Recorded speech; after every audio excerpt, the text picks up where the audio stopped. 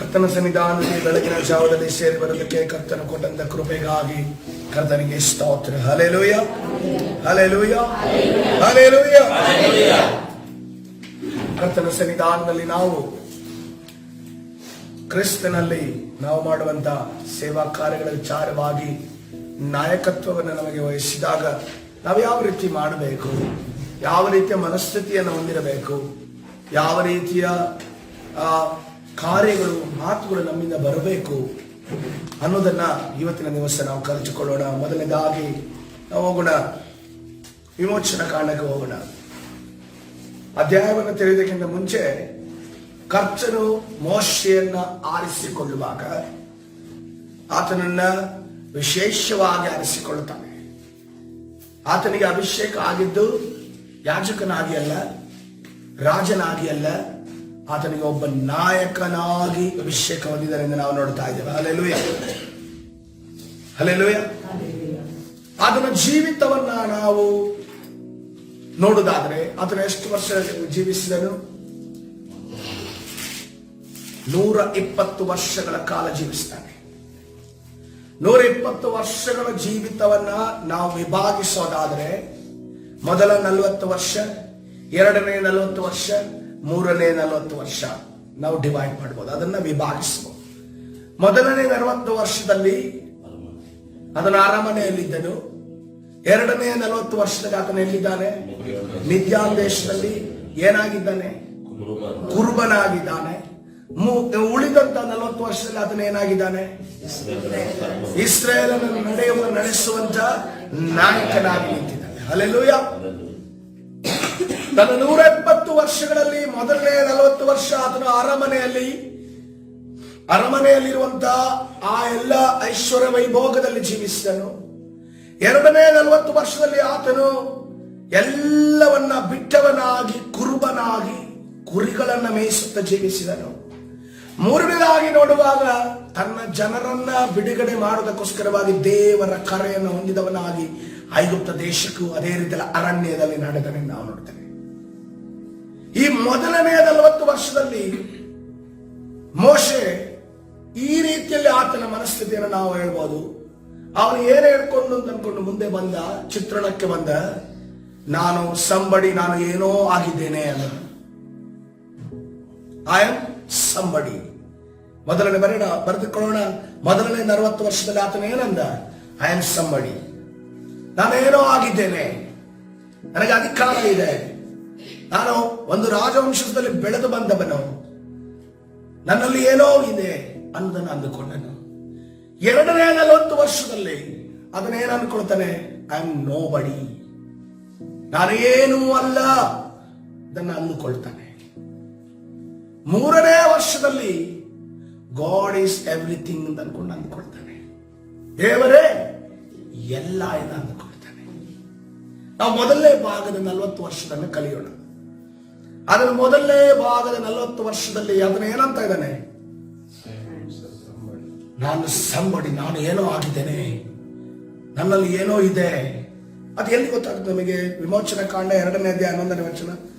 ಮೋಶೆ ದೊಡ್ಡವನಾದ ಮೇಲೆ ಸ್ವಜನರ ಬಳಿಗೆ ಹೋಗಿ ಇವರ ಬಿಟ್ಟಿ ಕೆಲಸಗಳನ್ನು ನೋಡುತ್ತಿದ್ದನು. ಯಾರು ಸ್ವಜನರು?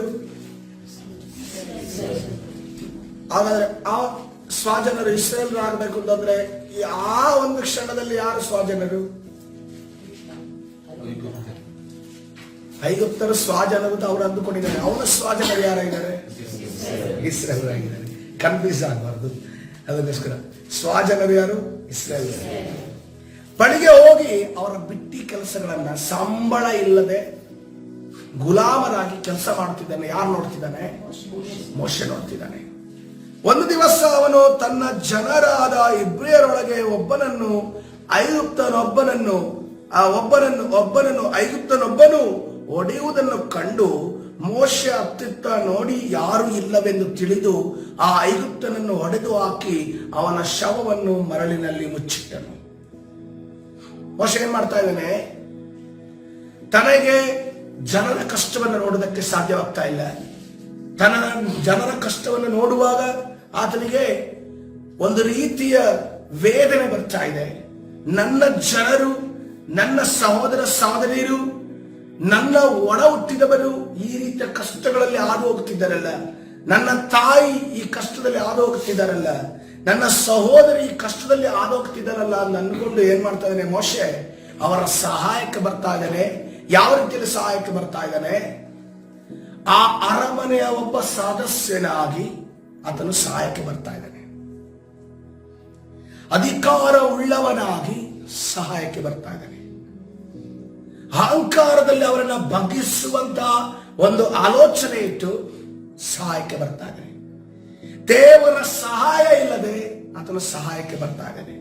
ತನ್ನ ಶರೀರದ ಬಲವನ್ನು ಪ್ರಯೋಗಿಸುವುದಕ್ಕೋಸ್ಕರವಾಗಿ ಆತನು ಸಹಾಯಕ್ಕೆ ಬರ್ತಾ ಇದ್ದಾನೆ. ಇವತ್ತಿನ ದಿವಸ ಕ್ರಿಸ್ತನಲ್ಲಿ ನಮಗೆ ನಾಯಕತ್ವ ದೊರಕಿದಾಗ ನಾವು ಮೊದಲು ಬರೋದು ಹೇಗೆ? ನಮ್ಮಲ್ಲಿ ಈಗ ಇರುವಂತ ಜ್ಞಾನವನ್ನ ನಾವು ಪ್ರದರ್ಶಿಸುವುದಕ್ಕೆ ಮುಂದೆ ಬರ್ತೇವೆ. ನಮ್ಮಲ್ಲಿರುವಂತಹ ವಾಕ್ಚಾತುರ್ಯವನ್ನ ಪ್ರದರ್ಶಿಸುವುದಕ್ಕೆ ಮುಂದೆ ಬರ್ತೇವೆ. ನಮ್ಮಲ್ಲಿರುವಂತ ದೇಹದಲ್ಲಿರುವಂತ ಬಲವನ್ನ ನಾವು ಪ್ರದರ್ಶಿಸುವುದಕ್ಕೆ ಮುಂದೆ ಬರ್ತೇವೆ.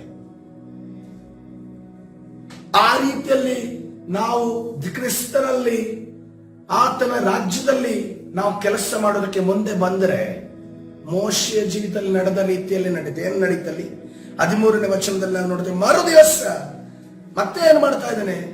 ಒಬ್ಬನ ಐಗುಪ್ತ ದೇಶ ತನ್ನ ಸಹೋದರರನ್ನ ಉಳಿಸಿಕೊಳ್ಬೇಕು ಅಂದ್ರೆ ಒಂದು ಜಾಗದಲ್ಲಿ ಎಲ್ಲೆಲ್ಲಿ ಅವರಿಗೆ ಹಿಂಸೆ ಆಗ್ತಿದೆ, ಸಾವಿರಾರು ಜಾಗದಲ್ಲಿ ಇಡೀ ಐಗುಪ್ತ ದೇಶದಲ್ಲಿ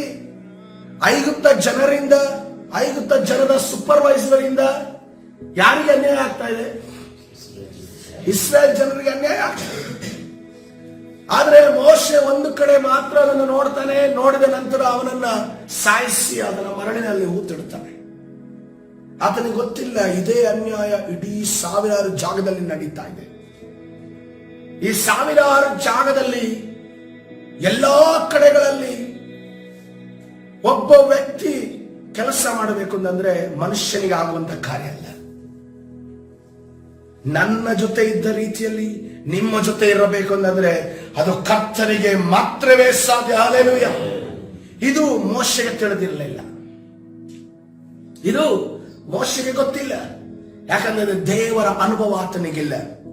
ಮರುದಿವಸ ಅವನು ಹೊರಟು ಹೋಗಿ ನೋಡಿದಾಗ ಇಬ್ಬರಿಯರೇ ಜಗಳ ಆಡ್ತಿದ್ದಾರೆ. ತಮ್ಮ ಜನರೇ ಯಾವುದೋ ಒಂದು ವಿಚಾರಕ್ಕಾಗಿ ಜಗಳ ಆಡ್ತಿದ್ದಾರೆ. ಅನ್ಯಾಯ ಮಾಡುತ್ತಿದ್ದವನಿಗೆ ಅವನು, ಏನಯ್ಯ ನೀನು ಯಾಕೆ ಸ್ವಕುಲದವರನ್ನು ಒಡೆಯುತ್ತಿ ಎಂದು ಕೇಳಿದಾಗ ಆ ಮನುಷ್ಯನು, ನಿನ್ನನ್ನು ನಮ್ಮ ಮೇಲೆ ಅಧಿಕಾರಿಯನ್ನಾಗಿ ನ್ಯಾಯಾಧಿಪತಿಯನ್ನಾಗಿ ಇಟ್ಟವರು ಯಾರು? ತನ್ನ ಸ್ವಜನರು ಏನ್ ಕೇಳ್ತಾ ಇದ್ದಾರೆ? ನಿನ್ನೆ ಮೋಶೆ ಏನಂದ್ಕೊಂಡಿದೆ? ನಿನ್ನೆ ದಿವಸ ಇಸ್ರೇಲರ ಪರವಾಗಿ ನಿಂತು ಆ ಐಗುಪ್ತರನ್ನ ಸಾಯಿಸಿಬಿಟ್ಟ. ತನ್ನ ದೇಹದ ಶಕ್ತಿಯ ಪ್ರದರ್ಶನ ಮಾಡ್ದ, ತನ್ನ ಆಲೋಚನೆಯ ಶಕ್ತಿಯ ಪ್ರದರ್ಶನ ಮಾಡ್ದ, ತನ್ನ ವಾಕ್ಚಾತುರ್ಯದ ಶಕ್ತಿಯ ಪ್ರದರ್ಶನ ಮಾಡ್ತಾನೆ.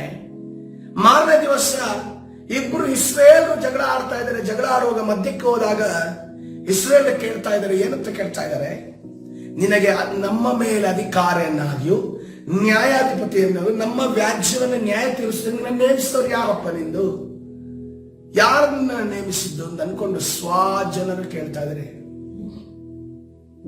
ಒಂದು ವೇಳೆ ಆತನು ದೇವರಿಂದ ಕಳಿಸಲ್ಪಟ್ಟಿರುವುದಾದ್ರೆ ಆ ಸಮಯದಲ್ಲಿ ಕೇಳುವುದಕ್ಕೆ ಸಾಧ್ಯವಾಗ್ತಾ ಇರಲಿಲ್ಲ. ಹಲ್ಲೆಲೂಯಾ. ಆದರೆ ಆತನು ತನ್ನ ಬಲದಿಂದ, ಸ್ವಬಲದಿಂದ ಮಾಡಿದ್ರಿಂದ ಏನಾಗ್ತಾ ಇದೆ? ಪ್ರಶ್ನೆಗಳು ಬರ್ತಾ ಇದೆ. ನಾನೊಂದು ಪ್ರಶ್ನೆಯನ್ನು ನಿಮ್ಮ ಬಳಿ ಕೇಳ್ತೇನೆ. ಲಾಸ್ಟ್ ವೀಕ್ ನಿಮಗೆ ಜವಾಬ್ದಾರಿಗಳನ್ನ ಕೊಡ್ತಾರೆ ಅಂತ ಅನ್ಕೊಂಡು ನಾನು ಸಾಯ್ತಲ್ಲ. ಎಷ್ಟು ಜನ ಕರ್ತನೆ ನನಗೆ ಈ ಜವಾಬ್ದಾರಿ ನಿಭಾಯಿಸೋದಕ್ಕೋಸ್ಕರವಾಗಿ ನನಗೆ ಬಲವನ್ನ ದಯಪಾಲಿಸು ಅಂತ ಅನ್ಕೊಂಡು ಮೊಣಕಾಲೂರಿ ಮನೆಯಲ್ಲಿ ವೈಯಕ್ತಿಕ ಪ್ರಾರ್ಥನೆ ಮಾಡಿದವರು ಯಾರಿದ್ದಾರೆ? ಮಾಡಿದವರಿಗೆ ದೇವರಿಗೆ ನಾನು ಸ್ತೋತ್ರ ಹೇಳ್ತೇನೆ. ಹಲ್ಲೆಲೂಯಾ. ಹಾಗಾದ್ರೆ ನಾವು ಕೆಲವರು ಮೋಶೆಯ ರೀತಿಯಲ್ಲಿ ನಾವು ಗ್ರೌಂಡಿಗೆ ಇಳಿದಿದ್ದೇವೆ. ನಮ್ಮ ಬಲದಲ್ಲಿ, ಇದುವರೆಗೂ ನಡೆದಂತ ಅನುಭವದ ಬಲದಲ್ಲಿ ನಾವು ಫೀಲ್ಡ್ಗೆ ಇಳಿದಿದ್ದೇವೆ. ಕರ್ತನು ಅದನ್ನ ಬಯಸ್ತಾ ಇರೋದಲ್ಲ. ಪ್ರತಿ ಬಾರಿ ದೇವರ ಪ್ರಸನ್ನತೆಯಲ್ಲಿ ನಿಂತಹ ಸಮಯದಲ್ಲಿ ನಾವು ನಿಲ್ಲುವಾಗ ನಾವು ದೇವರ ಸನ್ನಿಧಾನದಲ್ಲಿ ದೇವರ ಬಲವನ್ನ ನಾವು ಹೊಂದಿಕೊಂಡು ಬರಬೇಕು. ಹಲ್ಲೆಲೂಯಾ. ದೇವರ ಬಲವನ್ನು ಹೊಂದಿಕೊಂಡು ಬರಲಿಲ್ಲ ಅಂತಂದ್ರೆ ಕಣ್ಣಿಗೆ ಕಾಣದ ಶಕ್ತಿಗಳು ಹೇಗೆ ಆಕ್ರಮಣ ಮಾಡ್ತವೆ ಗೊತ್ತಾ?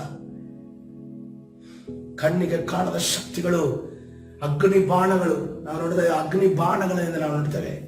ನೀವು ಸರ್ವಾಯುಧಗಳನ್ನು ಧರಿಸಿಕೊಳ್ಳ್ರಿ ಎಂದು ಕರ್ತನೆ ಹೇಳ್ತಾ ಇದ್ದಾನೆ. ಸರ್ವಾಯುಧಗಳನ್ನು ಧರಿಸಿಕೊಳ್ಳ್ರಿ ಎಂದು ಅನ್ಕೊಂಡು ಕರ್ತನೆ ಹೇಳುವಾಗ ಒಂದು ಯುದ್ಧ ರಣರಂಗದಲ್ಲಿ ನಾವಿದ್ದೇವೆ ಅನ್ನೋದನ್ನ ನಾವು ನೆನಪಿನಲ್ಲಿ ಇಟ್ಟುಕೊಳ್ಳಬೇಕು. ಯುದ್ಧ ರಣರಂಗದಲ್ಲಿ ನಾವಿದ್ದೇವೆ ಅನ್ನೋದನ್ನ ನೆನಪಿನಲ್ಲಿ ಇಟ್ಟುಕೊಳ್ಳಬೇಕು. ನಾವು ಪ್ರಾರ್ಥನೆ ಮಾಡದೆ ಕರ್ತನ ಸನ್ನಿಧಾನದಲ್ಲಿ ಯಾವುದೇ ನಾಯಕತ್ವ, ಯಾವುದೇ ವಿಚಾರವನ್ನ ಮಾಡೋದಕ್ಕೆ ಬಂದರೂ ಕೂಡ ಆ ಆಕ್ರಮಣವನ್ನ ಎದುರಿಸೋದು. ಇಲ್ಲಿ ನೋಡ್ರಿ, ಮೋಶೆಗೂ ಕೂಡ ಜನರ ಬಾಯಿಯಿಂದ ಅಗ್ನಿ ಬಾಣದ ರೀತಿಯಲ್ಲಿ ಬರುವಂತ ಆ ಅಗ್ನಿ ಬಾಣವನ್ನ ಆತನಿಗೆ ಎದುರಿಸುವುದಕ್ಕೆ ಅವನಿಗೆ ಸಾಧ್ಯವಾಗ್ತಾ ಇಲ್ಲ. ಅದಕ್ಕೆ ಆ ಐಗುಪ್ತನನ್ನು ಕೊಂದು ಹಾಕಿದಂತೆ ನನ್ನನ್ನು ಕೊಂದು ಹಾಕಬೇಕೆಂದಿದ್ದೀಯೋ ಎಂದು ಅನ್ಕೊಂಡು ಯಾರು ಕೇಳ್ತಾ ಇದ್ದಾನೆ? ಇಸ್ರೇಲ್ ವ್ಯಕ್ತಿ ಪ್ರಶ್ನೆ ಮಾಡ್ತಾ ಇದ್ದಾನೆ. ಈ ಪ್ರಶ್ನೆಗೆ ಉತ್ತರ ಇದೆಯಾ ಮೋಶೆ ಬಳಿ? ಯಾಕಂದ್ರೆ ಯಾರ ಜ್ಞಾನದಿಂದ ಆತನು ಅದನ್ನ ಫೀಲ್ಡ್ಗೆ ಇಳಿದಿದ್ದಾನೆ? ತನ್ನ ಜ್ಞಾನದಿಂದ ಇಳಿದಿದ್ದಾನೆ. ಹಲ್ಲೆಲೂಯಾ. ಮೊದಲ 40 ವರ್ಷದಲ್ಲಿ ಮೋಶೆ ಏನ್ ಮಾಡಿದ್ದಾನೆ? ತನ್ನ ಸ್ವಬಲದಿಂದ, ಸ್ವಜ್ಞಾನದಿಂದ, ಸ್ವ ಆಲೋಚನೆಯಿಂದ ಆತನು ಮಾಡಿದರ ನಿಮಿತ್ತವಾಗಿ ಆತನಿಗೆ ಅನೇಕ ಕಡೆ ಸೋಲುಗಳಾದವು ಎಂದು ನೋಡ್ತೇವೆ. ಈ ವಿಚಾರವನ್ನ ಮತ್ತೆ ಎತ್ತಿ ಹಿಡಿದು ಒಬ್ಬ ವ್ಯಕ್ತಿ ಹೊಸ ಒಡಂಬಡಿಕೆಯಲ್ಲಿ ಒಬ್ಬ ವ್ಯಕ್ತಿ ಮಾತಾಡ್ತಾನೆ. ಯಾರು? ಸ್ಟೆಫನನಾಗಿದ್ದಾನೆ. ಹಲ್ಲೆಲೂಯಾ. ಅಪೊಸ್ತಲರ ಕೃತ್ಯ 7ನೇ ಅಧ್ಯಾಯ 24-26 ವಚನಗಳನ್ನು ನೋಡುವಾಗ ಅವರಲ್ಲಿ ಒಬ್ಬನಿಗೆ ಅನ್ಯಾಯವಾಗುವುದನ್ನು ಅವನು ನೋಡಿ ಅವನಿಗೆ ಆಶ್ರಯ ಕೊಟ್ಟು ಪೀಡಿಸುವ ಐಗುಪ್ತರನ್ನು ಹೊಡೆದು ಹಾಕಿ ಮುಯ್ಯಿಗೆ ಮುಯ್ಯಿ ತೀರಿಸಿದನು. ಇದು ನಮ್ಗೆ ಗೊತ್ತಾಯ್ತು. ದೇವರು ತನ್ನ ಕೈಯಿಂದ ಬಿಡುಗಡೆಯನ್ನು ಉಂಟು ಮಾಡುತ್ತಾನೆಂಬುದು ತನ್ನ ಸಹೋದರಿಗೆ ತಿಳಿದು ಬರುವುದೆಂದು ಭಾವಿಸಿದನು. ಆದರೆ ಅವರು ಹಾಗೆ ತಿಳಿದುಕೊಳ್ಳಲಿಲ್ಲ. ಹಲ್ಲೆಲೂಯಾ. ಮೋಶೆಯ ಒಳಗಡೆ, ಹೃದಯದ ಒಳಗಡೆ ಏನ್ ಆಲೋಚನೆ ಇತ್ತಲ್ಲ, ಅದನ್ನ ಸ್ಟೆಫನನ್ನು ದೇವರ ಆತ್ಮ ಪ್ರೇರಿತನಾಗಿ ಹೇಳ್ತಾ ಇದ್ದಾನೆ. ಏನ್ ತಿಳ್ಕೊಂಡಂತೆ ಮೋಶೆ? ದೇವರು ತನ್ನ ಕೈಯಿಂದ, ಯಾರ ಕೈಯಿಂದ? ಮೋಶೆಯ ಕೈಯಿಂದ ಬಿಡುಗಡೆ ಉಂಟು ಮಾಡುತ್ತಾನೆಂದು ತನ್ನ ಸಹೋದರರಿಗೆ ತಿಳಿದು ಬರೋದು ಯಾರು ಭಾವಿಸಿದ್ನಂತೆ? ಮೋಶೆ ಭಾವಿಸಿಕೊಂಡಿದ್ದೇನು? ನಾನು ಈ ರೀತಿಯಲ್ಲಿ ನನಗಿರುವಂತ ದೇಹದ ಶಕ್ತಿ, ನನಗಿರುವಂತ ವಾಕ್ಚಾತುರ್ಯ, ನನಗಿರುವಂತ ಆಲೋಚನೆ, ಇದನ್ನ ನಾನು ತೆಗೆದುಕೊಂಡು ಜನರ ಮುಂದೆ ಪ್ರದರ್ಶನ ಮಾಡಿದ್ರೆ ನನ್ನನ್ನ ದೇವರು ಕಳಿಸಿದ್ದಾರೆ ಅಂತ ಯಾರು ಭಾವಿಸ್ತಾರಂತೆ? ಜನರು ಅಂದುಕೊಳ್ಳುತ್ತಾರೆ ಅಂದುಕೊಂಡು ಯಾರು ಭಾವಿಸಿದನು? ಮೋಶೆ ಅಂದುಕೊಂಡ. ನಾನು ಈ ರೀತಿಯಲ್ಲಿ ಅವನಿಗೆ ಹೊಡೆದಾಕಿ ಅವನನ್ನ ಊತಾಕಿದ್ರೆ ನನ್ನ ಜನರೆಲ್ಲ ಏನ್ ಅನ್ಕೊಡ್ತಾರೆ? ಓ, ನಮಗೋಸ್ಕರ ವಿಮೋಚಕನು ಬಂದಿದ್ದಾನೆ, ನಮಗೋಸ್ಕರ ಐಗುಪ್ತ ದೇಶದಿಂದ ಬಿಡುಗಡೆ ಮಾಡೋದಕ್ಕೆ ಒಬ್ಬ ವ್ಯಕ್ತಿ ಬಂದಿದ್ದಾನೆ, ನಮಗೋಸ್ಕರ ಬಿಡುಗಡೆ ಕೊಡೋದಕ್ಕೆ, ಈ ಒಂದು ಗುಲಾಮತನದಿಂದ ಹೊರಗಡೆ ತರೋದಕ್ಕೆ ಒಬ್ಬ ವ್ಯಕ್ತಿ ಬಂದಿದ್ದಾನೆ, ಇವನೇ ನಮಗೆ ಮುಂದಿನ ನಾಯಕ, ಮುಂದಿನ ರಾಜ ಇವನನ್ನೇ ನಾವು ಫರೋನ ಮುಂದೆ ನಾವು ರಾಜನಾಗಿ ಪ್ರದರ್ಶಿಸೋಣ ಅಂತ ಅಂದುಕೊಳ್ಳುತ್ತಾರೆ ಅಂತ ಯಾರು ಅಂದುಕೊಂಡ? ಮೋಶೆ ಅಂದುಕೊಂಡ. ಆದ್ರೆ ಅಲ್ಲಿ ಹಾಗೆ ಆ ರೀತಿ ನಡೀತ. ಅಲ್ಲಿ ನೋಡ್ರಿ 26ನೇ ವಚನದಲ್ಲಿ, ಮರುದಿನ ತಾವೇ ಒಡೆದಾಡಿಕೊಳ್ಳುತ್ತಿರುವಾಗ ಅವನ ಎದುರಾಗಿ ಬಂದು, ಜನರೇ, ನೀವು ಸಹೋದರರಲ್ಲವೇ? ನೀವೇಕೆ ಒಬ್ಬರಿಗೊಬ್ಬರು ಅನ್ಯಾಯ ಮಾಡುತ್ತೀರಿ ಎಂದು ಹೇಳಿ ಅವರನ್ನು ಸಮಾಧಾನ ಪಡಿಸಬೇಕೆಂದಿದ್ದನು. ಸಮಾಧಾನ ಪಡಿಸುವುದಕ್ಕೆ ಯಾರು ಬರ್ತಾ ಇದ್ದಾನೆ? ಮೋಶೆ ಬರ್ತಾ ಇದ್ದಾನೆ. ಯಾರ ಮಧ್ಯದಲ್ಲಿ? ಇಸ್ರಾಯೇಲರ ಮಧ್ಯದಲ್ಲಿ ಜಗಳ ಆಗ್ತಾ ಇದೆ. ಆದ್ರೆ ಸಮಾಧಾನ ಆಗ್ತಾ ಇದೆಯಾ? ಆತನನ್ನ ಯಾರಾದ್ರೂ ನಾಯಕ ಅಂತ ಅನ್ಕೊಂಡು ಹೇಳಿದ್ರೆ, ನಾಯಕನ ರೀತಿಯಲ್ಲಿ ಯಾರು ಫರೋನ ನಂತರದ ರಾಜನಾಗಿ ನಿಲ್ಲಬೇಕು, ಫರೋನಾಗಿ ನಿಲ್ಲಬೇಕಂದ ವ್ಯಕ್ತಿ ಬಂದು ಇಸ್ರೇಲರಿಗೆ ಸಹಾಯ ಮಾಡ್ತಾನೆ. ಆದ್ರೂ ಕೂಡ ಜನರು ಏನಂತ ಇದ್ದಾರೆ? ನಿನ್ನನ್ನ ಅಧಿಕಾರಿಯನ್ನಾಗಿಯೂ ನ್ಯಾಯಾಧಿಪತಿಯನ್ನಾಗಿಯೂ ನಿನ್ನನ್ನು ನಿಲ್ಲಿಸಿದವರು ಯಾರು ಎಂದು ಕೇಳುವ ರೀತಿಯಲ್ಲಿ, ಮತ್ತು ಸಮಾಧಾನ ಪಡಿಸುವುದಕ್ಕೆ ನೀನು ಬರ್ತಾ ಇದೆಯಲ್ಲೇ, ನಿನ್ನನ್ನು ಸಮಾಧಾನ ಪಡಿಸುವುದಕ್ಕೆ, ನಮ್ಮ ಮಧ್ಯದಲ್ಲಿ ಮಧ್ಯಸ್ಥಿಕೆ ವಹಿಸುವುದಕ್ಕೆ ನಿನ್ನನ್ನು ನೇಮಿಸಿದವರು ಯಾರು ಎಂದು ಕೇಳ್ತಾ ಇದ್ದಾರೆ. ಅನೇಕ ಬಾರಿ ನಮ್ಮ ಮಾತುಗಳಿಗೂ ಕೂಡ ಅನೇಕ ಬಾರಿ ಬೆಲೆ ಸಿಗೋದಿಲ್ಲಲ್ಲ. ಯಾಕಂತಂದ್ರೆ ದೇವರ ಮಾತಿಗೆ ಮಾತ್ರವೇ ಬೆಲೆ. ಹಲ್ಲೆಲೂಯಾ. ನಮ್ಮ ಆಲೋಚನೆ ಇಟ್ಟು ನಾವು ಕ್ರಿಸ್ತನ ರಾಜ್ಯದಲ್ಲಿ ನಾಯಕತ್ವವನ್ನು ನಡೆಸೋದಕ್ಕೆ ಹೋಗೋದಾದ್ರೆ, ನಮ್ಮ ಸ್ವಾರ್ಥ ಚಿಂತನೆ ಇಟ್ಟು ನಾವು ಕ್ರಿಸ್ತನಲ್ಲಿ ನಾಯಕತ್ವವನ್ನು ನಿಭಾಯಿಸೋದಕ್ಕೆ ಹೋಗೋದಾದ್ರೆ ಸ್ವಲ್ಪ ದಿನ ಅದು ಏನೋ ರೀತಿಯಲ್ಲಿ ನಡಿಬಹುದು, ಆದರೆ ಹೆಚ್ಚು ದಿನ ಅದು ನಡೆಯೋದಿಲ್ಲ. ಯಾಕಂದ್ರೆ ದೇವರಾತ್ಮನ ಕಾರ್ಯಗಳು ಮಾತ್ರವೇ ಶಾಶ್ವತವಾದದ್ದು. ದೇವರಾತ್ಮನ ಕಾರ್ಯಗಳು ಮಾತ್ರವೇ ಶಾಶ್ವತವಾದದ್ದು. ಹಾಗಾದ್ರೆ ಮೋಶೆ ಹೃದಯದಲ್ಲಿ ಇದ್ದಿದ್ದು ಕೇವಲ ಕೆಟ್ಟ ಆಲೋಚನೆ ಅಥವಾ ಸ್ವಾರ್ಥ ಆಲೋಚನೆನ? ಅದನ್ನ ತಿಳಿದುಕೊಳ್ಬೇಕು ಅಂದ್ರೆ ಇಬ್ರಿಯ ಬರೆದ ಪತ್ರಿಕೆ 11ನೇ ಅಧ್ಯಾಯ 24ನೇ ವಚನವನ್ನು ನೋಡ್ರಿ. ಇದೊಂದು ಕಂಪ್ಲೀಟ್ ಮೋಶೆಯ ಜೀವಿತದ 40 ವರ್ಷಗಳ ಸ್ಟಡಿ ಪ್ರಿಯರೇ. ಈ ಸ್ಟಡಿಯನ್ನ ನಾವು ಮನಸ್ಸಿನಲ್ಲಿ ಇಟ್ಟುಕೊಂಡು ಎಂದು ಕೂಡ ನಾವು ಮರಿಕೊಡು ಯಾವುದೇ ಕಾರಣಕ್ಕೂ. ಇಬ್ರಿಯ ಬರೆದ ಪತ್ರಿಕೆ 11ನೇ ಅಧ್ಯಾಯ 24ನೇ, ಮೋಶೆಯು ದೊಡ್ಡವನಾದ ಮೇಲೆ ಫರೋಹನ ಕುಮಾರ್ತೆಯ ಮಗನೆನಿಸಿಕೊಳ್ಳುವುದು ಬೇಡವೆಂದದ್ದು ನಂಬಿಕೆಯಿಂದಲೇ. ಏನಂತಂದ್ರೆ ನೋಡ್ರಿ, ಅವನ ಒಳಗಡೆ ಏನಿತ್ತು ಹಾಗಾದ್ರೆ? ನಂಬಿಕೆ ಇತ್ತು. ನಾನು ಅರಮನೆಯಲ್ಲಿದ್ದು ಸಂತೋಷವಾಗಿ ಮುಂದಿನ ಫರೋನ ಸ್ಥಾನವನ್ನು ತುಂಬಿಕೊಂಡು ಐಗುಪ್ತ ದೇಶವನ್ನು, ಆ ದಿವಸದಲ್ಲಿ ಐಗುಪ್ತ ದೇಶವನ್ನು ಆಳುವುದಂದ್ರೆ ಯಾವ ರೀತಿಯಿಂದ ಅಂದ್ರೆ, ಈಗ ಅಮೆರಿಕದಲ್ಲಿ ಡೊನಾಲ್ಡ್ ಟ್ರಂಪ್ ಅವರನ್ನ ಸರಿಸಿ ಆ ಒಂದು ಸೀಟಲ್ಲಿ ಕೂಡುವಂತ ಸಮಾನವಾದ ಒಂದು ವಿಜೃಂಭಣೆ ಆ ಒಂದು ಸಮಯದಲ್ಲಿತ್ತು. ಯಾವ ರೀತಿಯಲ್ಲಿ ಈಗ ದೊಡ್ಡಣ್ಣ ಅಂತಾರೋ ಆ ಟೈಮಲ್ಲಿ ದೊಡ್ಡಣ್ಣ ಯಾರು? ಐಗುಪ್ತ ದೇಶ. ಅಷ್ಟು ಸಮೃದ್ಧಿ, ಅಷ್ಟು ವಿಚಾರದಲ್ಲಿ, ಟೆಕ್ನಾಲಜಿ ವಿಚಾರದಲ್ಲಿ, ಅಷ್ಟು ಅಸ್ಟ್ರಾಲಜಿ ವಿಚಾರದಲ್ಲಿ ಒಂದು ಮುಂದುವರಿದಂತ ದೇಶ ಇಸ್ರೇಲ್ ನಂತರ. ಯಾಕಂದ್ರೆ ಯಾರಿಂದಲೂ ಅದು ಉದ್ಧಾರ ಆಗಿಲ್ಲ. ಯಾರಿಂದ ಉದ್ಧಾರ ಆಯ್ತು? ಇಸ್ರೇಲ್ ದೇಶದಿಂದನೇ ಉದ್ಧಾರ ಆದದ್ದು. ಯಾಕಂದ್ರೆ ಅಲ್ಲಿಂದಲೇ ತಲೆಮಾರು ಬಂದಿತ್ತು. ಸೊ ಅದಕ್ಕೋಸ್ಕರವಾಗಿ ಆ ಐಗುಪ್ತ ದೇಶ ಅಷ್ಟು ಸಮೃದ್ಧಿ, ಉದ್ಧಾರವನ್ನು ಹೊಂದಿದ್ದಂತ ದೇಶವಾಗಿತ್ತು. ಆ ಒಂದು ಸ್ಥಾನವನ್ನ ಬಿಟ್ಟು ಆ ಕುಮಾರ್ತೆಯ ಜೀವಿತದಲ್ಲಿ, ಅಂದ್ರೆ ಆ ಕುಮಾರ್ತೆಗಳ ಜೀವಿತ ಅಂದ್ರೆ ಫರೋನ ಜೊತೆ ಜೀವನ ಮಾಡೋದನ್ನ ಬಿಟ್ಟು ಮೋಶೆ ಏನ್ ಮಾಡ್ದ? ಇಸ್ರೇಲ್ನ ಜೊತೆ ನಾನು ಜೀವಿಸ್ತೀನಿ ಅಂತ ಅಂದುಕೊಂಡ. 25ನೇ ವಚನ, ಸ್ವಲ್ಪ ಕಾಲ ಪಾಪ ಭೋಗಗಳನ್ನು ಅನುಭವಿಸುವುದಕ್ಕಿಂತ ದೇವರ ಜನರೊಂದಿಗೆ ಕಷ್ಟವನ್ನು ಅನುಭವಿಸುವುದೇ ಒಳ್ಳೆಯದನ್ನು ತೀರ್ಮಾನಿಸಿಕೊಂಡನು. ಹಲ್ಲೆಲೂಯಾ. ಕರ್ತನ ಪರಿಶುದ್ಧ ನಾಮಕ್ಕೆ ಸ್ತೋತ್ರವಾಗಿ. ಮೋಶೆ ಆಲೋಚನೆ ಕೆಟ್ಟದಾಗಿರಲಿಲ್ಲ. ಮೋಶೆ ಏನಂದುಕೊಂಡ?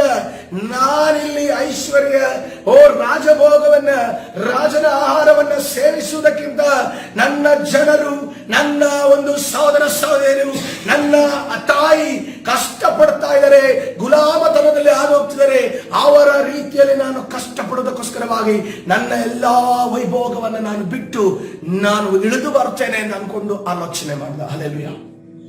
ಇವತ್ತಿನ ದಿವಸ ಪ್ರಿಯರೇ, ನಮಗೆ ಮರಣದ ಮನೆ ಅಥವಾ ನಮಗೆ ಅಳುವ ಮನೆ, ನಮಗೆ ಅಲ್ಲಿರುವುದಕ್ಕೆ ನಮಗೆ ಸಾಧ್ಯ ಆಗೋದಿಲ್ಲ. ಅಲ್ಲಿರುವುದಕ್ಕೆ ನಾವು ಬಯಸೋದಿಲ್ಲ. ಯಾಕಂದ್ರೆ ಮನುಷ್ಯನಿಗೆ ಆತನ ಯಾವ ರೀತಿಯಲ್ಲಿ ಉಂಟಾಗಿದೆ ಅಂದ್ರೆ ಸಂತೋಷ ಸಮಾಧಾನ ಇರಬೇಕು. ಆದ್ರೆ ಕರ್ತನ ಮೋಶೆ ನೋಡ್ರಿ, ಕಷ್ಟದಲ್ಲಿರುವವರ ಸಹಾಯಕ್ಕೆ ಬಂದನೆಯನ್ನು ನಾವು ನೋಡ್ತೇವೆ. ಇವತ್ತಿನ ದಿವಸ ಕಷ್ಟದಲ್ಲಿರುವವರನ್ನು ನೋಡಿದಾಗ ನಿಮಗೆ ಏನಾದರೂ ಹೃದಯ ಚುಚ್ಚುತ್ತ? ಫಿನಾನ್ಸ್ ತೆಗೆದು ಜೇಬಲ್ಲಿರುವ ಹಣ ತೆಗೆದು ಕೊಡೋದು ಅವಶ್ಯ, ನಾನು ಕೊಡಬೇಕು ಅಂತ ನಾನು ಹೇಳ್ತಾ ಇಲ್ಲ. ಮೊಣಕಾಲೂರಿ ಪ್ರಾರ್ಥನೆ ಮಾಡೋದಕ್ಕೆ ನಮಗೆ ಮನಸ್ಸಾಗುತ್ತಾ ಪ್ರಿಯರೇ? ಮೊಣಕಾಲೂರಿ ಮೊರೆ ಇಡೋದಕ್ಕೆ ಮನಸ್ಸಾಗುತ್ತೆ. ನನ್ನ ತಂದೆಗೆ ಕಷ್ಟ ಇದ್ರೆ ನಾನು ಪ್ರಾರ್ಥನೆ ಮಾಡ್ತೇನೆ, ನನ್ನ ತಾಯಿಗೆ ಕಷ್ಟ ಇದ್ರೆ ನಾನು ಪ್ರಾರ್ಥನೆ ಮಾಡ್ತೇನೆ, ನನ್ನ ಸಹೋದರ ಸಹೋದರಿಯರಿಗೆ ಕಷ್ಟ ಇದ್ರೆ ಪ್ರಾರ್ಥನೆ ಮಾಡ್ತೇವೆ, ನನ್ನ ಗಂಡನಿಗೆ, ಹೆಂಡತಿಗೆ, ಮಕ್ಕಳಿಗೆ ಕಷ್ಟ ಇದ್ರೆ ಪ್ರಾರ್ಥನೆ ಮಾಡ್ತೇವೆ. ಯಾವುದಾದ್ರೂ ನಮಗೆ ಗೊತ್ತಿಲ್ಲದಿಂದ ಸಹೋದರ ಸಹೋದರಿ ಕಷ್ಟಪಡುವಾಗ ಅವರಿಗೆ ನಾವು ಪ್ರಾರ್ಥನೆ ಮಾಡಬೇಕು ಎನ್ನುವಂತ ಭಾರ ನಮ್ಮಲ್ಲಿದೆಯಾ? ಹಲ್ಲೆಲೂಯಾ. ಆ ಭಾರ ನಮ್ಮಲ್ಲಿರುವುದಾದ್ರೆ ಅದೊಂದು ನಾಯಕತ್ವದ ಸ್ವಭಾವವಾಗಿದೆ. ಹಲ್ಲೆಲೂಯಾ. ಆ ಸ್ವಭಾವ ಇದ್ರೆ ಮಾತ್ರವೇ ನಾವು ನಾಯಕತ್ವವನ್ನ ಅಲಂಕರಿಸಲು ಸಾಧ್ಯ. ನಾವು ಅನೇಕ ಬಾರಿ ಅಂದುಕೊಂಡಿದ್ದೇವೆ ಈ ಬಾಸ್ಗೂ ನಾಯಕತ್ವಗೂ ಡಿಫರೆನ್ಸ್ ನಮಗೆ ಗೊತ್ತಿಲ್ಲ. ಲೀಡರ್ಗೂ, ಬಾಸ್ಗೂ, ಅಧಿಕಾರಿಗೂ ನೋಡ್ರಿ, ಲೀಡರ್ ಯಾವಾಗಲೂ ತನ್ನ ಸದಸ್ಯರ ಜೊತೆ ಇಳಿದು ಕೆಲಸ ಮಾಡ್ತಾನೆ.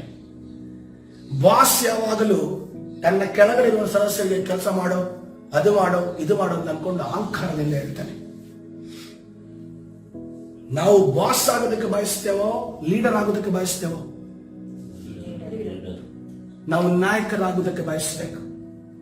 ಯಾರು ನಾಯಕನಾಗಿ ಕೆಲಸ ಮಾಡ್ತಾನೋ ಈ ಲೋಕದ ಎಲ್ಲೇ ಆಗಿರಲಿ ಅವನು ಸಕ್ಸಸ್ಫುಲ್ ಆಗಿರುವಂತ ಲೀಡರ್ ಆಗಿ ನಿಲ್ತಾನೆ. ಹಲ್ಲೆಲೂಯಾ. ಒಂದು ವೇಳೆ ಅವನು ಬಾಸ್ ಆಗಿ ಕೆಲಸ ಮಾಡೋದಾದ್ರೆ ಅದನ್ನ ಮಾಡೋ ಇದು ಮಾಡೋ ಅದನ್ನ ಕೆಲಸ ನಾನು ಮಾಡಬೇಕಾ, ಅದನ್ನ ನೀನು ಕೆಲಸ ಮಾಡ್ಬೇಕಾ ಅಂತ ಅನ್ಕೊಂಡು ನಾವು ಕೂತಲ್ಲ ಜಾಗದಲ್ಲೇ ಎಲ್ಲವನ್ನು ಇನ್ಸ್ಟ್ರಕ್ಷನ್ ಕೊಡೋದಾದ್ರೆ ನಿನ್ನ ಕೆಳಗಡೆ ಇರುವಂತ ಯಾವ ವ್ಯಕ್ತಿಯು ನಿನ್ನ ಮಾತನ್ನ ಕೇಳೋದಿಲ್ಲ. ಯಾವುದೇ ಪೊಸಿಷನ್ ಆಗಿರ್ಲಿ, ಆವಾಗಲೇ ದಂಗೆ ಹೇಳಕ್ಕೆ ಸ್ಟಾರ್ಟ್ ಆಗೋದು. ಆವಾಗಲೇ ದಂಗೆ ಹೇಳೋದಕ್ಕೆ ಸ್ಟಾರ್ಟ್ ಆಗೋದು. ಆದ್ರೆ ಮೋಶೆ ಏನ್ ಮಾಡ್ದ? ತನ್ನ ಜನರು ಕಷ್ಟ ಪಡ್ತಿದ್ದಾರೆ ಅಂದುಕೊಂಡು ತನಗಿರುವಂತ ಐಶ್ವರ್ಯವನ್ನ, ಆಶಾಭೋಗವನ್ನ, ಎಲ್ಲ ವೈಭವವನ್ನ ಬಿಟ್ಟು ಅವನು ಏನ್ ಮಾಡ್ತಾ ಇದ್ದಾನೆ? ಅವನು ಇಳಿದು ಸಾಮಾನ್ಯ ಜೀವಿತಕ್ಕೆ ಮತ್ತು ಕಷ್ಟಪಡ್ತಿರುವ ತನ್ನ ಸಹೋದರರ ಮಧ್ಯದಲ್ಲಿ ಆತನು ಇಳಿದು ಬರ್ತಾ ಇದ್ದಾನೆ. ಹಲ್ಲೆಲೂಯಾ. ಇವತ್ತಿನ ದಿವಸ ನಮಗೆ ಕೆಲವು ನಾಯಕತ್ವಗಳನ್ನು ಅಲಂಕರಿಸುವುದಕ್ಕೆ ನಮಗೆ ಆಸೆ ಇರಬಹುದು. ಆದರೆ ನಮ್ಮ ಸ್ವಭಾವ ಮೋಶೆಯ ರೀತಿಯಲ್ಲಿ ಆಲೋಚನೆ ಇಲ್ಲದೆ ಹೋದರೆ ಅದನ್ನ ನಾವು ಅಲಂಕರಿಸಬಹುದಷ್ಟೇ. ಸೀಟಲ್ಲಿ ಒಂದ್ಸರಿ ಕೂತು ಹೇಳ್ಬೋದಷ್ಟೇ. ಆ ಸೀಟಲ್ಲೇ ಕೂತ್ಕೊಂಡೇ ಕರ್ತನ ಸನ್ನಿಧಾನದಲ್ಲಿರುವುದಕ್ಕೆ ನಮಗೆ ಸಾಧ್ಯ ಇಲ್ಲ. ಯಾಕೆ ಇವತ್ತಿನ ದಿವಸ ಅನೇಕ ಲೀಡರ್ಸ್ಗಳು, ಯಾವುದೇ ಲೀಡರ್ಸ್ಗಳು ಫೇಲಿಯರ್ ಆಗಿರೋದಂತಂದ್ರೆ ಅವರು ಕೂತ ನಂತರ ಏನ್ ಮಾಡಿದ್ದಾರೆ? ಬಾಸಿಸಮ್ ಮಾಡಿದ್ದಾರೆ. ನಾನು ದೊಡ್ಡ ಅಧಿಕಾರಿ, ನಾನು ಹೇಳ್ದಂಗೆ ಆಗ್ಬೇಕು, ನಾನು ಹೇಳ್ದಂಗೆ ಮಾಡಬೇಕು, ನೀವ್ ಯಾಕೆ ನಾನು ಹೇಳ್ದಂಗೆ ಮಾಡ್ತಾ ಇಲ್ಲ, ನಿಮ್ಮನ್ನು ತೆಗೆದಾಕ್ತೀನಿ ಅನ್ನೋ ರೀತಿಯಲ್ಲಿ ನಮಗೆ ಯಾವಾಗ ಬಾಸಿಸಮ್ ಬರುತ್ತೋ, ಆ ರೀತಿಯ ಆಲೋಚನೆ ಬರುತ್ತೋ, ಆವಾಗಲೇ ನಮ್ಮ ಜೀವಿತದಲ್ಲಿ ನಾಯಕತ್ವ ಅಂದ್ರೆ ಏನಂತ ನಮಗೆ ಗೊತ್ತಾಗದೇ ಇರೋದು. ನಾನು ನಂಬುತ್ತೇನೆ ಈ ಒಂದು ವಿಚಾರಗಳು ನಿಮಗೆ ಮುಂದಿನ ದಿನಮಾನದಲ್ಲಿ ಕೊಡುವಂತ ಜವಾಬ್ದಾರಿಗಳನ್ನು ನಿಭಾಯಿಸಲು ಸಹಾಯ ಮಾಡುತ್ತವೆ ಅನ್ನೋದನ್ನು ನಾವು ನಂಬುತ್ತೇನೆ. ಹಲ್ಲೆಲೂಯಾ. ಮೊದಲ 40 ವರ್ಷಗಳಲ್ಲಿ ಮೋಶೆ ಯಾವ ರೀತಿ ಇದ್ದನೋ ಆ ರೀತಿಯಲ್ಲಿ ನಾವು ಇರಬಾರದು ಅನ್ನೋದನ್ನ ಕರ್ತನ ಸನ್ನಿಧಿಯಲ್ಲಿ ನಾನು ಹೇಳ್ತಾ ಇದ್ದೇನೆ. ಒಳ್ಳೆ ಇಂಟೆನ್ಷನ್ ಇಟ್ಕೊಂಡೆ, ಒಳ್ಳೆ ಒಂದು ಆಲೋಚನೆ ಇಟ್ಕೊಂಡೆ ಮೋಶೆ ಮುಂದೆ ಬರ್ತಾ ಇದ್ದೇನೆ. ಆದರೆ ಏನಾಗ್ತದೆ? ಐಗುಪ್ತ ದೇಶದ ಸರ್ವ ಐಶ್ವರ್ಯಕ್ಕಿಂತಲೂ ಕ್ರಿಸ್ತನ ನಿಮಿತ್ತವಾಗಿ ಉಂಟಾಗುವ ನಿಂದೆಯೇ ಶ್ರೇಷ್ಠ ಭಾಗ್ಯವೆಂದೆಣಿಸಿಕೊಂಡನು, ಯಾಕೆಂದರೆ ಬರುವ ಪ್ರತಿಫಲದ ಮೇಲೆ ಕಣ್ಣಿಟ್ಟಿದ್ದನು. 26ನೇ ವಚನದಲ್ಲಿ ಐಗುಪ್ತ ದೇಶದ ಎಲ್ಲಾ ವೈಭವಗಳನ್ನ, ಸರ್ವ ಐಶ್ವರ್ಯಕ್ಕಿಂತ ತನಗೇನ್ ಬೇಕು? ಕ್ರಿಸ್ತನ ನಿಮಿತ್ತ ಬಾಧೆ ಪಡುವುದೇ ಶ್ರೇಷ್ಠ ಎಂದು ಅಂದುಕೊಂಡು ಯಾರು ಅಂದುಕೊಂಡನು? ಮೋಶೆ ಅಂದುಕೊಳ್ಳುತ್ತಿದ್ದಾನೆ. ಅವನು ಅರಸನ ರೌದ್ರಕ್ಕೆ ಭಯಪಡದೆ ಐಗುಪ್ತ ದೇಶವನ್ನು ಬಿಟ್ಟು ಹೋದದ್ದು ನಂಬಿಕೆಯಿಂದಲೇ. ಅವರ ಅರಸನು ಒಂದು ವೇಳೆ ನಾನು ಇಸ್ರೇಲಿನ ಪರವಾಗಿ ನಿಂತಿದ್ರೆ ಫರೋಹನನ್ನು ಬಿಡ್ತಾನ ಅನ್ನೋದನ್ನ ಆಲೋಚನೆ ಮಾಡಿಕೊಂಡೆ ಅದನ್ನು ಎದುರಿಸುವುದಕ್ಕೆ ಸಿದ್ಧನಾಗಿನೇ ನಂಬಿಕೆಯಿಂದಲೇ ಮೋಶೆ ಇಳಿದು ಬಂದ. ಅವನ ಅದೃಶ್ಯನಾಗಿರುವ ಆತನನ್ನು ದೃಷ್ಟಿಸುವವನೋ ಎಂಬಂತೆ ದೃಢಚಿತ್ತನಾದನು. ಇದೆಲ್ಲ ಆತನ ಒಳಗಡೆ ಇದ್ದು, ಆದರೆ ಒಂದೇ ಅವನಿಗಿರ್ಲಿಲ್ಲ. ಯಾವ್ದು ಹೇಳಿ? ದೇವರ ಬಲ ಅವನಿಗಿರ್ಲಿಲ್ಲ. ಹಲ್ಲೆಲೂಯಾ. ಇವತ್ತಿನ ದಿವಸ ಕರ್ತನೆ ಹೇಳ್ತಿರೋ ಮಾತು ಏನು ಅಂತಂದ್ರೆ, ದೇವರ ಬಲ ನಮಗೆ ಬೇಕಾಗಿದೆ. Hallelujah, hallelujah. ಆ ದೇವರ ಬಲ ನಮಗೆ ಬೇಕು. ಲೂಕನ ಸುವಾರ್ತೆ 14ನೇ ಅಧ್ಯಾಯ 33ನೇ ವಚನವನ್ನು ನೋಡಿಕೊಳ್ಳೋಣ. ಲೂಕನ ಸುವಾರ್ತೆ 14ನೇ ಅಧ್ಯಾಯ 33ನೇ ವಚನ. ಹಾಗೆ ನಿಮ್ಮಲ್ಲಿ ಯಾವರೇ ಆಗಲಿ ತನಗಿರುವುದನ್ನೆಲ್ಲ ಬಿಟ್ಟು ಬಿಡದೆ ಹೋದರೆ ಅವನು ನನ್ನ ಶಿಷ್ಯನಾಗಿರಲಾರನು. ಹಲ್ಲೆಲೂಯಾ. ಹಾಗೆ ನಿಮ್ಮಲ್ಲಿ ಯಾವರೇ ಆಗಲಿ ತನಗಿರುವುದನ್ನೆಲ್ಲ, ಅಂದ್ರೆ ತನಗಿರುವ ವಸ್ತು ಆಸ್ತಿ ಅಂತಸ್ತುಗಳ ಬರದ ಬಗ್ಗೆ ಕರ್ತನು ಇಲ್ಲಿ ಈ ಒಂದು ವಿಚಾರದಲ್ಲಿ ಕರ್ತನು ಹೇಳ್ತಾ ಇಲ್ಲ. ಏನನ್ನ ಹೇಳ್ತಾ ಇದ್ದಾನೆ? ನಮಗಿರುವಂತ ಸ್ವಜ್ಞಾನ, ನಮಗಿರುವಂತ ಸ್ವಾಚ್ಛಾತುರ್ಯ, ನಮಗಿರುವಂತ ಜ್ಞಾನ, ನಮಗಿರುವಂತ ನಾನು ಯಾವುದರಲ್ಲೋ ಒಂದು ಎಕ್ಸ್ಪರ್ಟ್ ಆಗಿದ್ದೇವೆ ಅಂತ ಅನ್ಕೊಂಡು ನಮ್ಮ ಅನುಭವಗಳನ್ನೆಲ್ಲವನ್ನ ಬಿಟ್ಟು ನಾವು ಎಲ್ಲ ವಿಚಾರಕ್ಕೂ ಕರ್ತನ ಮೇಲೆ ಅವಲಂಬಿತರಾಗೋದಾದ್ರೆ ಕರ್ತನು ಆತನ ರಾಜ್ಯದಲ್ಲಿ ನಮ್ಮನ್ನ ಒಬ್ಬೊಬ್ಬರನ್ನು ಕೂಡ ಆತನು ನಾಯಕತ್ವದಲ್ಲಿ ಅದನ್ನು ನಡೆಸುವ ಆತನಾಗಿದ್ದಾರೆ. ಏನಾಗಬೇಕಂದ್ರೆ ಶಿಷ್ಯರಾಗಬೇಕು. ಹಲ್ಲೆಲೂಯಾ. ಆತನ ನಾವು ಶಿಷ್ಯರಾಗ್ತೇವೆ. ನಾವು ಯಾವಾಗ ಶಿಷ್ಯರಾಗ್ತೇವೋ ತದನಂತರ ನಾವು ನಾಯಕರಾಗ್ತೇವೆ. ನೋಡಿ, ಪೇತ್ರನು ಮೊದಲು ಶಿಷ್ಯನಾದ, ತದನಂತರ ಆತನು ನಾಯಕನಾಗಿ ನಿಂತ. ಅದೇ ರೀತಿಯಲ್ಲಿ ನಮ್ಮ ಸಭೆಯಲ್ಲಿ ಅನೇಕ ನಾಯಕರುಗಳನ್ನು ಕರ್ತನೆ ಎಬ್ಬಿಸುತ್ತಾನೆ, ಎಬ್ಬಿಸಲು ಶಕ್ತನಾಗಿದ್ದಾನೆ. ಆದರೆ ಅದಕ್ಕೊಂದು ಪ್ರಿಪರೇಷನ್ ನಮಗೆ ಬೇಕಾಗಿದೆ. ಮೊದಲ 40 ವರ್ಷದಲ್ಲಿ ಯಾವ ರೀತಿಯಲ್ಲಿ ಮೋಶೆ ಇದ್ನೋ ಆ ರೀತಿಯಲ್ಲಿ ನಾವಿದ್ರೆ ನಾವು ಎಂದೂ ಕೂಡ ನಾಯಕತ್ವವನ್ನು ನಿಭಾಯಿಸೋದಕ್ಕೆ ನಮಗೆ ಸಾಧ್ಯವಿಲ್ಲ. ಯಾವ ರೀತಿಯಲ್ಲಿ ನಾವು ದೇವರನ್ನು ಅವಲಂಬಿತರಾಗಿ ದೇವರಲ್ಲಿ ನಾವು ಬಲ ಹೊಂದಿದವರಾಗಿ ನಾವು ಕರ್ತನ ಕೊಟ್ಟಂತ ನಾಯಕತ್ವವನ್ನು ನಾವು ನಿಭಾಯಿಸ್ತೇವೋ ಅದು ಶಾಶ್ವತವಾಗಿ ನಾವು ಕೆಲವು ಸಭೆಗಳನ್ನು ನಾನು ನೋಡ್ತೇನೆ. ಕೆಲವು ಸಭೆಗಳಲ್ಲಿ ಅವರು 20 ವರ್ಷಗಳ ಹಿಂದೆ ಕೂಡ 10 ವರ್ಷಗಳ ಹಿಂದೆ ಕೂಡ ಅವ್ರು ಏನು ಅನೌನ್ಸ್ಮೆಂಟ್ ಒಂದು ಜವಾಬ್ದಾರಿ ಅವರಿಗೆ ಕೊಡಲ್ಪಟ್ಟಿತ್ತು ಅದನ್ನು ಮಾಡ್ತಾ ಇದ್ದಾರೆ. ಈಗಲೂ ಕೂಡ ಅವರ ಸಭೆಯ ಏನಾದ್ರೂ ಒಂದು ಲೈವ್ ಅನ್ನು ತೆಗೆದು ನೋಡಿದ್ರೆ ಈಗಲೂ ಕೂಡ ಅದೇ ವ್ಯಕ್ತಿ ಮೀಸೆ ಬಿಳಿಯಾಗಿ ಅದೇ ಕೆಲಸವನ್ನ ನಂಬಿಗಸ್ತಿನಾಗಿ ಮಾಡ್ತಾ ಇದ್ದಾನೆ. ನಂಬಿಗಸ್ತಿನಾಗಿ ಅದನ್ನ ಅದೇ ಕೆಲಸವನ್ನು ಮಾಡ್ತಾ ಇದ್ದಾನೆ. ಈಗಲೂ ಕೂಡ ಆ ಸಭೆಯ ಪಾಲಕನ ಜೊತೆ ಈಗಲೂ ಕೂಡ ಅವರಿದ್ದಾರೆ. ನಾವು ಸಭೆಯನ್ನ ಕಂಪ್ನಿಯ ರೀತಿಯಲ್ಲಿ ಅಂದುಕೊಳ್ಬಾರ್ದು. ಈ ಕಂಪ್ನಿಯಲ್ಲಿ ನಮ್ಗೆ ಮಾನ್ಯತೆ ಸಿಗ್ಲಿಲ್ಲ ಅಂತಂದ್ರೆ ನಾನು ಬೇರೆ ಕಂಪ್ನಿಗೆ ಹೋಗ್ತೀನಿ, ಸ್ಯಾಲರಿ ಜಾಸ್ತಿ ಸಿಗುತ್ತೆ ಅಂತ. ಯಾಕಂದ್ರೆ ಮನುಷ್ಯರ ಮೆಂಟಾಲಿಟಿ ಅದಾಗಿದೆ. ಈ ಕಂಪ್ನಿಯಲ್ಲಿ ನನಗೆ ಮಾನ್ಯತೆ ಸಿಗ್ಲಿಲ್ಲ, ಸಭೆಯಲ್ಲಿ ಮಾನ್ಯತೆ ಸಿಗ್ಲಿಲ್ಲ ಅಂತಂದ್ರೆ ಇಲ್ಲಿ ನನಗೇನು ಬೆಳವಣಿಗೆ ಇಲ್ಲ, ಇಲ್ಲಿ ನನ್ನನ್ನು ಯಾರು ಮೇಲೆ ತರೋದಿಲ್ಲ, ಬಡ್ತಿ ಯಾರು ಕೊಡೋದಿಲ್ಲ ಅಂತ ಅಂದುಕೊಂಡು ಬೇರೆ ಸಭೆಗೆ ಹೋದ್ರೆ ಆ ರೀತಿಯಲ್ಲಿ ಕಂಪ್ನಿಯನ್ನ ಚೇಂಜ್ ಮಾಡುವಂತ ರೀತಿಯಲ್ಲಿರುವಂತ ಸಭೆ ಅಲ್ಲ. ಸಭೆ ಅನ್ನೋದು ಮೊದಲಿಗಿತ್ತಿ ಆಗಿದೆ. ಹಲ್ಲೆಲೂಯಾ. ಕರ್ತನ ಬರುವಣದವರೆಗೂ ನಾವು ಮೊದಲಿಗಿತ್ತಿಯಾಗಿ ಆತನ ನಿರೀಕ್ಷೆ ಉಳ್ಳವರಾಗಬೇಕು. ಹಲ್ಲೆಲೂಯಾ. ಈ ಸಮಯದಲ್ಲಿ ಕರ್ತನ ಸನ್ನಿಧಿಯಲ್ಲಿ ಪ್ರಾರ್ಥನೆ ಮಾಡೋಣ ಪ್ರಿಯರೇ. ಮೋಶೆ ಮೊದಲ 40 ವರ್ಷಗಳಲ್ಲಿ ಇದ್ದ ರೀತಿಯಲ್ಲಿ ನಾವು ಇರದೆ ನಾವು ನಮ್ಮ ಸ್ವಂತ ಬಲವನ್ನ, ಸ್ವಂತ ಆಲೋಚನೆಯನ್ನ, ಒಂದು ಚಿಂತನೆಯನ್ನ, ವಾಚಾತುರ್ಯನ್ನ ಬಿಟ್ಟು, ಅನುಭವವನ್ನು ಬಿಟ್ಟು ಸಂಪೂರ್ಣವಾಗಿ ದೇವರಿಗೆ ನಾವು ಸಬ್ಮಿಷನ್ ಆಗಬೇಕಾಗಿದೆ. ದೇವರಿಗೆ ನಾವು ಸಮರ್ಪಿತರಾಗಬೇಕಾಗಿದೆ. ಯಾವಾಗ ದೇವರಿಗೆ ನಾವು ಸಮರ್ಪಿತರಾಗ್ತೇವೋ ಕರ್ತನು ನಮ್ಮನ್ನ ಆತನ ಬಲದಿಂದ ಆತನು ನಡೆಸುವಾತನಾಗಿದ್ದಾರೆ. ಹಲ್ಲೆಲೂಯಾ. ಕರ್ತನ ಸನ್ನಿಧಿಯಲ್ಲಿ ಪ್ರಾರ್ಥನೆ ಮಾಡೋಣ. ಪರಿಶುದ್ಧನಾದ ದೇವರ ನಾಮಕ್ಕೆ ಸ್ತೋತ್ರವಾಗಲಿ. ಸರ್ವಶಕ್ತನೇ, ಸರ್ವವಲ್ಲವನೇ, ಮಹಿಮೆಯುಳ್ಳ ದೇವರೇ, ಈ ಬೆಳಗಿನ ಜಾವದಲ್ಲಿ ಕರ್ತನೆ ನಿನ್ನ ಒಂದು ಕರ್ತನೆ ರಾಜ್ಯದಲ್ಲಿ ಮಾಡುವಂತ ಕೆಲಸ ಕಾರ್ಯಗಳ ವಿಚಾರವಾಗಿ ನಮಗೆ ಜವಾಬ್ದಾರಿಗಳನ್ನು ವಹಿಸುವಾಗ ನಾವು ಯಾವ ರೀತಿ ಅದನ್ನು ನಿಭಾಯಿಸಬೇಕು ಅನ್ನೋದನ್ನ ಕರ್ತನೆ ನಮಗೆ ಕಲಿಸಿಕೊಡು ಯೇಸುವೆ. ಕಲಿಸಿಕೊಡುವುದಕ್ಕಾಗಿ ನಿನಗೆ ಸ್ತೋತ್ರ ಮಾಡುತ್ತೇವೆ ಕರ್ತನೆ. ಒಂದು ತರಬೇತಿಯ ರೀತಿಯಲ್ಲಿ ಇವತ್ತಿನ ದಿವಸ ಈ ಪ್ರಾಮುಖ್ಯವಾದ ವಾಕ್ಯಗಳನ್ನು ನಮ್ಮ ಜೊತೆ ನೀನು ಮಾತನಾಡುತ್ತಿರುವುದುಂಟಲ್ಲ, ಅದಕ್ಕಾಗಿ ನಿನಗೆ ಸ್ತೋತ್ರ ಕರ್ತನೆ. ನಾವು ಈ ವಾಕ್ಯದಿಂದ ಬಲಗೊಳ್ಳುವ ಹಾಗೆ, ನಮ್ಮನ್ನ ಆ ವಾಕ್ಯಗಳನ್ನ ಮೈಗೂಡಿಸಿಕೊಳ್ಳುವ ಹಾಗೆ ನಮಗೆ ಸಾಯನಸ್ಸವನ್ನ ಚಾಚು. ನಮ್ಮ ವಿರುದ್ಧವಾಗಿ ಕರ್ತನೆ ಈ ವಾಕ್ಯಗಳನ್ನ ಗ್ರಹಿಸದಂತೆ ನಮ್ಮನ್ನು ತಡೆ ಮಾಡುವಂತ ಎಲ್ಲಾ ಸೈತಾನನ ಕಾರ್ಯಗಳನ್ನ ನಜರೇತಿನ ಯೇಸುವಿನ ನಾಮದಲ್ಲಿ ಬಂಧಿಸಿ ಮುರಿದಾಕ್ತಾನೆ. ಬಿಡುಗಡೆ ಉಂಟು ಮಾಡಿ ನೀನು ತಾನೇ ನಡೆಸು. ಕರ್ತನಾದ ಯೇಸು ಸ್ವಾಮಿ ಹೆಸರಲ್ಲಿ ಪ್ರಾರ್ಥನೆ ಹೊಂದಿಕೊಳ್ಳುತ್ತೇನೆ, ಜೀವವುಳ್ಳ ತಂದೆ. ಆಮೆನ್. ಹಲ್ಲೆಲೂಯಾ. ಕರ್ತನ ಸನ್ನಿಧಿಯಲ್ಲಿ